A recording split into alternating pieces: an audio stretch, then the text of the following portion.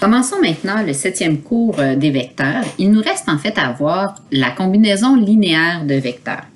Je vais vous montrer tout de suite ici un exemple. Regardez ici, c'est possible de prendre le vecteur U et le vecteur V, de les placer de façon à obtenir comme vecteur résultant le vecteur W. Par exemple, si je prends 3 fois le vecteur U plus 2 fois le vecteur V, j'obtiens justement le vecteur W. Donc, le vecteur W, je l'ai obtenu en multipliant un certain nombre de fois mon vecteur U et en l'ajoutant à la multiplication d'un certain nombre de fois mon vecteur V. Notre intention aujourd'hui, c'est de justement déterminer algébriquement la valeur de nos scalaires K1 et K2. Donc, on ne veut pas avoir à représenter ça graphiquement, mais bien à le trouver algébriquement. On va pouvoir faire ça en résolvant notre système d'équations. On a 2 inconnus, on aura donc besoin de 2 équations. Allons-y tout de suite avec un exemple. Donc, sachant que le vecteur U a comme composante horizontale 2 et composante verticale 5, donc 2,5, et que le vecteur V a comme composante 3,4, on nous demande d'exprimer le vecteur W de façon à obtenir la composante 16 comme composante horizontale et 26 comme composante verticale. On va donc trouver notre système d'équations. Ça, c'est notre première étape.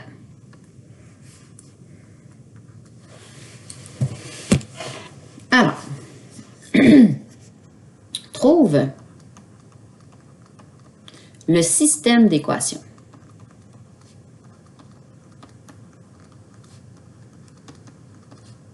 Donc, j'ai besoin de 2 équations puisque j'ai 2 inconnus. Alors, K1 fois le vecteur U plus K2 fois mon vecteur V, ça me donne mon vecteur W. Donc, mon vecteur U, K1 fois 2,5 plus K2 fois 3,4, ça me donne 16,26. Pour obtenir les composantes horizontales de mon vecteur W, c'est qu'on a fait la somme de K1 fois 2 plus K2 fois 3. Donc, 2 fois K1 plus 3 fois K2, ça doit donner 16. Pour obtenir 26, c'est qu'on a fait 5 fois la composante, 5 fois K1, donc 5 fois K1, plus 4 fois K2, c'est comme ça qu'on obtient 26. D'où mes d'où mon système d'équations. J'ai 2 inconnus, 2 équations. C'est à toi maintenant de choisir la méthode de résolution. Est-ce que tu veux faire de la comparaison ou est-ce que tu veux faire de la substitution ou de la réduction? C'est à toi de choisir ta méthode. Alors, choisis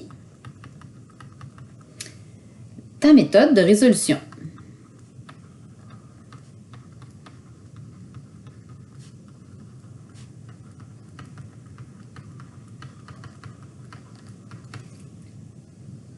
Disons dans ce cas-ci la substitution. Essayons en même temps, on va réviser là, nos méthodes de résolution. Donc, disons la substitution.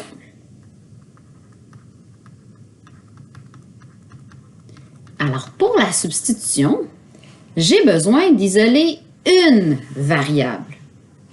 OK, alors, si j'isole K1 dans mon équation numéro 1, je vais avoir à diviser par 2. Diviser par 2, ça donne des nombres assez précis, ou ça se termine par 0,5, fait que ça, c'est quand même facile. Alors, si j'isole dans K1 dans mon équation numéro 1, j'obtiens donc que K1 va être égal à 16 moins 3K2 que je divise par 2. Donc, K1 va être égal à 8 moins, soit que j'écris 3 demi K2 ou 1,5 K2. OK? Je peux le mettre aussi en nombre à virgule. C'est pour ça que j'ai choisi d'isoler K1 parce que je savais que diviser par 2, ça me donne soit un entier ou un 0,5. OK? Donc, troisièmement, on va trouver K2 en en substituant K1 qu'on a obtenu en l'isolant dans l'équation numéro 1 dans l'équation numéro 2. Donc, je substitue mon K1 dans l'équation numéro 2. Alors, j'obtiens 5 fois 8 moins 1,5 K2 plus 4K2 égale à 16. Vous voyez, maintenant, j'ai juste un inconnu. J'ai juste la valeur de K2 que je recherche. Donc, 5 fois 8, ça fait 40. 5 fois moins 1,5, ça fait moins 7,5. K2 plus 4 K2, c'est égal à 16. Donc, je regroupe mes termes semblables. Si je fais moins 40 de chaque côté, moins 7,5 plus 4, ça fait moins 3,5 K2 égale ah, je me suis trompée, hein? Ici, c'est pas 16. Et là. Chance que je viens de le voir. Donc, ça ici, c'est 26. Je prends l'équation numéro 2, faut pas que je me trompe. Donc, ne faites pas mon erreur. Alors, 26 moins 40, ça fait moins 14. Il me reste à diviser par moins 3,5 de chaque côté. Et j'obtiens que K2 est égal à 4.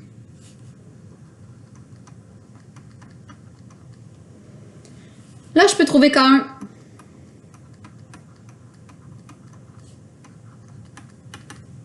Je sais que K1 est égal à 8 moins 1,5 fois K2 qui est égal à 4. Si je le calcule, ça me donne donc 2. Là, j'ai ma réponse. Pour obtenir mon vecteur W, on a fait 2 fois le vecteur U plus 4 fois le vecteur V. Et voilà. On va aller faire un autre exemple. Cette fois-ci, je vais prendre une autre méthode de résolution. Je vais prendre la méthode de réduction. Donc, on va aller le faire.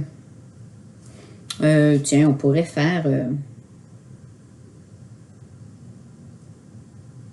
ouais, on va faire tout de suite le numéro 1, ici. Parce que le numéro 2, c'est la même chose, c'est le même principe. Vous pourrez choisir la méthode de votre choix. Moi, dans mes notes de cours, vous allez voir, je vais avoir pris la méthode de réduction, mais je vais en profiter pour la réviser avec vous ici dans l'exemple numéro 1. Donc là, on veut encore faire la même chose. On veut exprimer la somme des vecteurs U et V pour obtenir le vecteur Q. Ça veut dire que si je fais mon vecteur Q, je vais l'obtenir en prenant K fois le vecteur U, K1 plus K2, le vecteur V. OK? Alors, si je trouve maintenant mon système d'équations, je vais obtenir, en remplaçant directement, là, je vais avoir K1 fois mon vecteur U qui est 4,-1 plus K2 fois mon vecteur V qui est 6,3.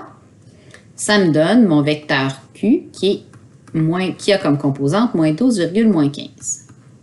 Ça veut dire que j'ai 4 fois le vecteur, 4 fois K1, excusez, plus 6 fois K2 qui doit me donner moins 12.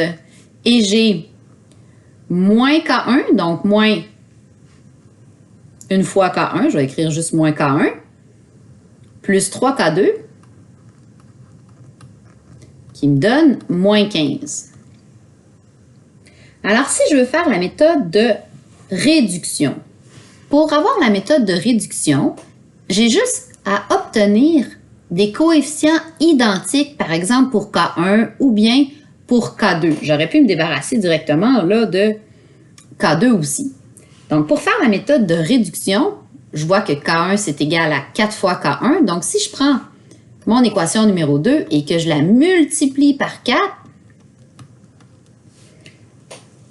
je vais pouvoir me débarrasser très rapidement de mon K1. Donc, je vais faire ma résolution par réduction.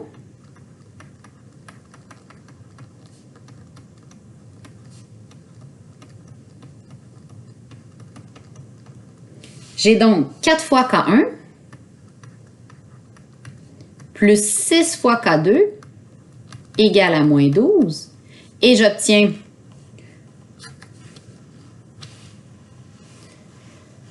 en fait, là, je vais le multiplier, excusez-moi, je vais le multiplier par moins 4. Parce que ma méthode de réduction, c'est déjà une soustraction. Fait qu'il fallait que je change ici le signe. C'est pour ça que ça aurait été facile aussi de dire x2 tout simplement pour se débarrasser du K2. Là, mais bon, je l'ai fait avec K1. Donc, je fais fois moins 4. Alors, j'obtiens encore une fois mon 4K1. 3 fois moins 4, ça fait moins 12K2. Et moins 4 fois moins 15, j'obtiens 60. Donc, la méthode de réduction, bien, je viens soustraire mes deux équations. C'est pour ça ici que j'avais besoin d'avoir exactement le même signe. Hein? Donc, 4K1 moins 4K1, il n'y en a plus. C'est ce que je voulais. Et là, je vais avoir 6K2 moins 12. Donc, faites attention au changement de signe. Ça devient 18K2. Et là, j'ai moins 12, moins 60. Donc, ça, c'est égal à moins 72. Vous voyez maintenant mon équation? Il me reste seulement mon K2. Alors, 18K2 égale à moins 72. Je divise par 18 de chaque côté. Et j'obtiens donc que K2 égale moins 4. Oh, j'ai pas beaucoup de place pour continuer mon exemple.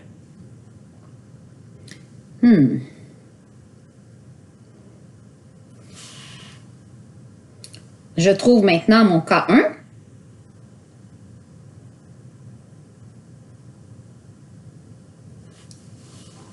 Je me cherche de la place un petit peu.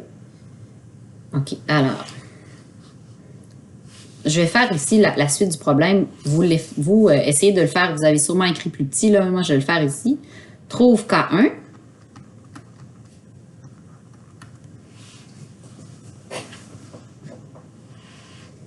Si j'isole ici mon K1, je sais que K1, dans mon équation numéro 2, là, K1 va être égal à 3K2 plus 15. OK, j'ai juste changé ça de côté, toutes les deux. Donc, ça fait plus K1, puis ça fait plus 15 de l'autre côté. Donc, K1 va être égal à 3 fois 4 plus 15. Donc, K1 va être égal à... Oups! Eh là là, je me fais des petites erreurs de signe. J'oublie ici, c'est moins 4. Bon, je ne le voyais pas. Alors, moins 4. 3 fois moins 4, ça fait moins 12. Moins 12 plus 5, plus 15, ça fait 3. Et donc, notre réponse, j'obtiens 3 fois le vecteur U moins 4 fois le vecteur V pour obtenir le vecteur Q. Et voilà. Donc, on vient de réviser la méthode de substitution et la méthode de réduction. Vous pourriez aussi également utiliser la méthode de comparaison, mais ça s'applique un petit peu moins. Alors là, je vous laisse faire l'exemple, les deux exemples qui restent là à la page 26. Puis ensuite, vous irez voir la prochaine capsule.